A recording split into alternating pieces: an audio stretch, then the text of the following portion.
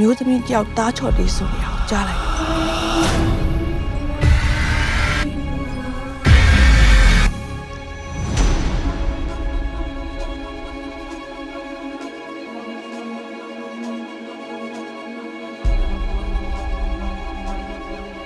မင်းကလေးမွေးပြီးရင်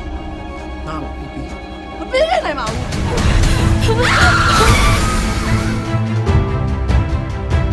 ဒီနေ့ကလည်းကားကိုပဲကျွန်တော်တို့ထုတ်လို့ရတယ်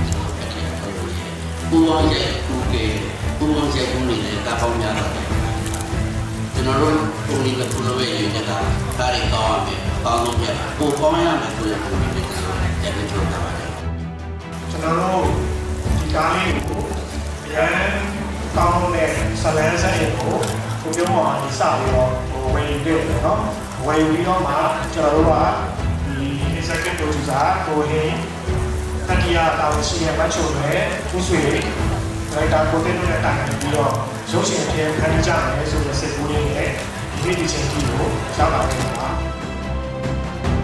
ဒီမှာတကယ်ကြုံနေရတယ်လို့ပဲအရန်အဲ့လိုပေါ့နော်ရင်းတိတ်တိတ်နဲ့အဲ့လိုဖြစ်သွားတယ်ခုရမ်းတော်တယ် ပြန်ပြီးတော့မြင်ရတဲ့အခန်းတွေတစ်ခန်းနဲ့တစ်ခန်းပြောင်းသွား translation တွေအရန်ကောင်းပါတယ် 28ရက်နေ့ကြာလို့ရှိရင်ရုံတင်မဲ့ခါကြာလို့ရှိရင်အားလုံးပဲလာကြည့်ပေးကြပါအောင်လို့အရန်ကောင်းတယ်ပြီးတော့ဘယ်လိုဖြစ်မလဲဆိုတာမျိုးကြိုပြီးသိတဲ့အတွက်ကြောင့်မလို့စိတ်လှုပ်ရှားဖို့ကောင်းမှသိကြပါပဲလို့ဟုတ်